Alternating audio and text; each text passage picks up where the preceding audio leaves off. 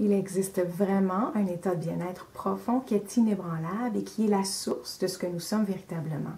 Cet état de bien-être se compose de 3 choses: l'amour pur, la joie intrinsèque et la paix intérieure. Ces 3 éléments sont l'essence de ce que nous sommes. Ils sont difficiles à exprimer en mots parce que ce ne sont pas des concepts intellectuels, mais plutôt une expérience à vivre. En fait, plus on cherche à les comprendre avec son cerveau, plus on s'en éloigne, parce que c'est dans l'absence de pensée qu'on arrive à vivre l'expérience de l'amour pur, de la joie et de la paix intérieure. Pourquoi? Parce que comme la plupart d'entre nous s'identifient à nos pensées, en d'autres mots, à nos conditionnements, à nos opinions, à nos idées préconçues, à nos habitudes, à notre système de croyances, aux histoires personnelles, etc.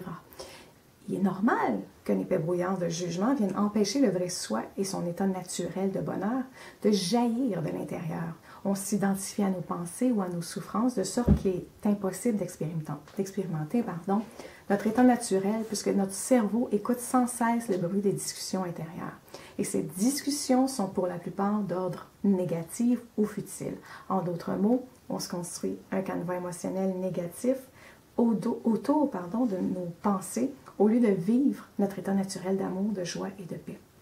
On confond aussi souvent nos émotions pour de l'amour et de la joie, mais les états de bien-être profond n'ont pas d'opposé. Ils sont imperturbables, ils sont extrêmement stables. Ce qui nous cause la souffrance, ce sont les émotions. Les émotions se ressentent dans le corps et se transforment en souffrance par le biais de nos pensées.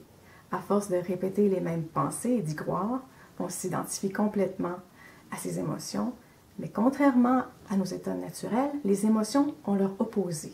L'amour qu'on croit avoir pour les autres sont souvent de l'attachement. Lorsqu'on s'attache à une chose, nécessairement son opposé surviendra tôt ou tard et on ressentira le détachement.